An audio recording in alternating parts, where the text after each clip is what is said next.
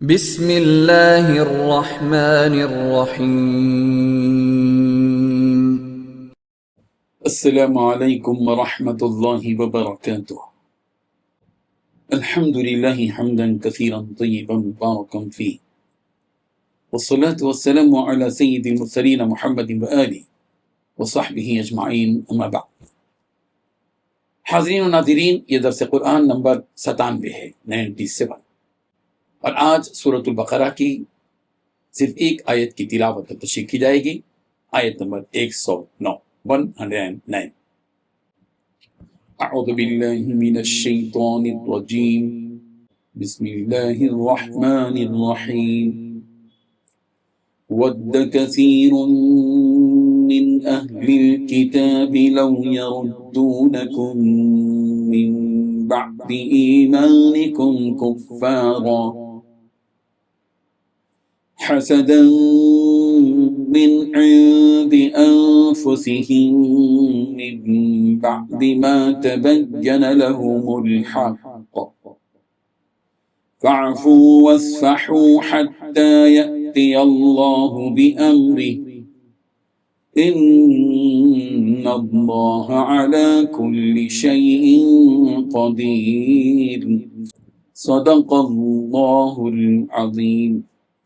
لفظی ترجمہ یوں ہے، ود کثیر، چاہا بہت سے، من اہل الکتاب، اہل کتاب نے، لو یردونکم، کاش تمہیں لوٹا دی، من بعد ایمانکم، تمہارے ایمان لانے کے بعد، کفارا، کفر میں، حسدن، حسد کی وجہ سے، من عند انفسہم، جو کہ خود ان کے دلوں ہی سے ہیں، من بعد ما تبین لہم الحق، حق واضح ہونے کے بعد، فاعفو، بس تم معاف کر دو، واسفحوا، اور درگزر کرو، حتیٰ یہاں تک کہ یأتی اللہ، اللہ بھیج دیں، بامرہ، اپنا حکم، ان اللہ، بے شک اللہ، علی کل شیء، ہر چیز پر، قدیر، قدرت رکھنے والے ہیں۔ ترجمہ یوں ہے، بہت سے اہل کتاب اپنے دل کی جلن سے یہ چاہتے ہیں کہ ایمان لا چکنے کے بعد تم کو پھر کافر بنا دے، حالانکہ ان پر حق ظاہر ہو چکا ہے، تو تم معاف کر دو اور درگزر کرو، یہاں تک کہ اللہ اپنا دوسرا حکم بھیجے، بے شک اللہ ہر بات پر قادر ہے۔ بزرگان محترم، اس آیت میں 4 باتیں بتلائی گئی ہیں۔ پہلی بات، بہت سے اہل کتاب اپنے دلوں کے حسد کی بنا پر یہ چاہتے ہیں کہ تمہارے ایمان لانے کے بعد تمہیں پلٹا کر پھر کافر بنا دیں، باوجود یہ کہ حق ان پر واضح ہو چکا ہے۔ دوسری بات، چنانچہ تم معاف کرو اور درگزر سے کام لو۔ تیسری بات، یہاں تک کہ اللہ تعالیٰ خود اپنا فیصلہ بھیج دے۔ چوتھی بات، بے شک اللہ تعالیٰ ہر چیز پر قادر ہے۔ بزرگان محترم، یہودی ایک زمانے سے مسلسل اس بات کی کوشش میں ہیں کہ مسلمان اپنے دین سے منحرف ہو جائے۔ نصارہ کا بھی یہی حال ہے کہ مختلف قسم کے لالچ دے کر وہ کمزور اور غریب مسلمانوں کو دین اسلام سے پھیر کر اپنے دین کی طرف لے جانے کی سازشیں اور کوششیں کرتے رہے ہیں اور کر رہے ہیں۔ اس وقت ہمارے ملک کے حالات کے تناظر میں ارتداد کا مسئلہ مسلمانوں کے لیے ایک چیلنج سے کم نہیں ہے۔ ہمارے بچوں کو انگریزی تعلیم کے بہانے ان کو ان کے دین سے دور کرنے کی جو منظم کوششیں تعلیم کے بہانے جاری ہیں، وہ یقیناً تشویشناک ہے۔ یہودی، عیسائی اور مشرکین و کفار کی سازشوں کے سلسلے میں اب مسلمانوں کو اپنے کان کھڑے رکھنے ہوں گے اور پوری طرح چوکنا و باخبر بھی رہنا ہوگا۔